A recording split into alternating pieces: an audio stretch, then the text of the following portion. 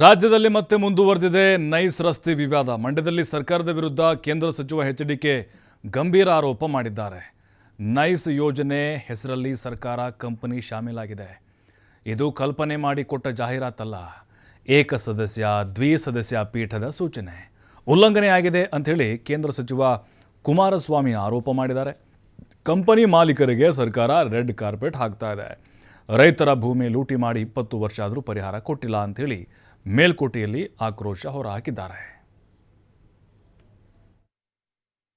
ಯಾವ ನೈಸ್ ರಸ್ತೆಯಲ್ಲಿ ರೈತರ ಭೂಮಿನ 20 ವರ್ಷದಿಂದ ಅಕ್ವೈರ್ ಮಾಡಿ ದುಡ್ಡು ಕೊಡದೆ 20 ವರ್ಷ ಆಗಿದೆ. ಅದರ ಹಿನ್ನೆಲೆಯಲ್ಲಿ ಓದಕ್ಕೆ ಬರುತ್ತೆ. ಅವಕ್ಕೇನಿದ್ರು ಟೇಪು ಎಲ್ಲಿ ಭೂಮಿ ದೋಖ ಹಾಕ್ಬೋದು ಅನ್ನೋದು ಲೆಕ್ಕಾಚಾರ ಮಾಡೋರು. 20 ವರ್ಷದಿಂದ ರೈತರ ಭೂಮಿನ ವಶಪಡಿಸ್ಕೊಂಡು ಅಭಿವೃದ್ಧಿ ಹೆಸರಿನಲ್ಲಿ ಇವತ್ತವ್ರಿಗೆ ದುಡ್ಡು ಕೊಟ್ಟಿಲ್ಲ. ಆ ಟೋಲ್ನ ಫ್ರೇಮ್ವರ್ಕ್ ಅಗ್ರಿಮೆಂಟ್ನ ಉಲ್ಲಂಘನೆ ಮಾಡಿ ದುಡ್ಡು ತಗೋತಾ ಇದ್ದಾರೆ.